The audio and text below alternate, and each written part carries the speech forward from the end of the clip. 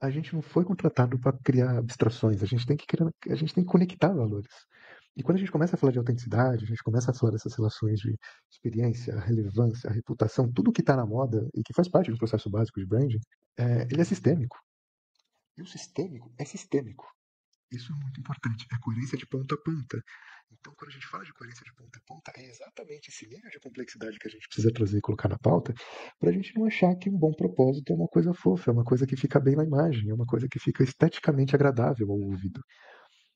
Gente, uma das coisas que a gente mais fez ano passado, e que me surpreendeu por ter tanta demanda, foi revisão de brand book de agência gigantesca.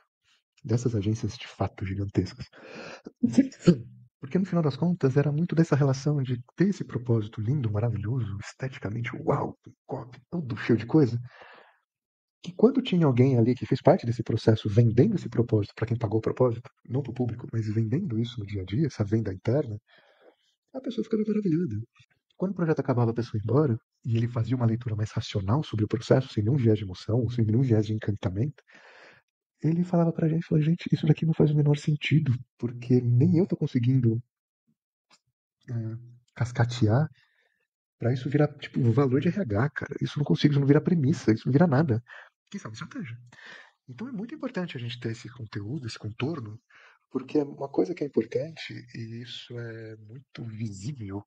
Gente, quando falta sentido, o propósito vira uma muleta épica. Ele vira uma muleta gigante. Porque é essa coisa de, eu tenho um propósito. E aí alguém pode falar, e daí? E a resposta vai ser, pois é, mas eu tenho um propósito. Você faz o que com isso? Eu tenho um propósito.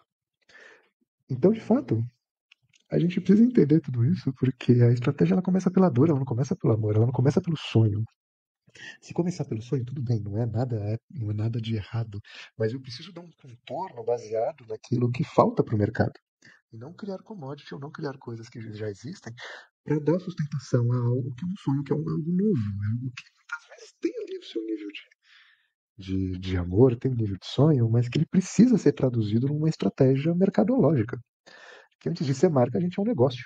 Então, isso tudo também tem um contexto muito importante para a gente poder interagir com o mundo que a gente vai trabalhar. Isso tudo, gente.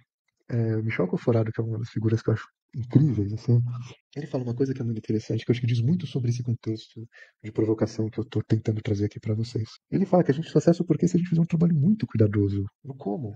E aqui, dando sequência a essa reflexão, a gente só vai entender o como, você vai entender a subjetividade que forma essa ação que gera o como. E aí vou ter que ter toda uma camada de complexidade para entender exatamente de onde nasce essa intenção de consumo, essa intenção de criar uma marca, para poder criar algo que seja relevante e não seja algo simplesmente estético.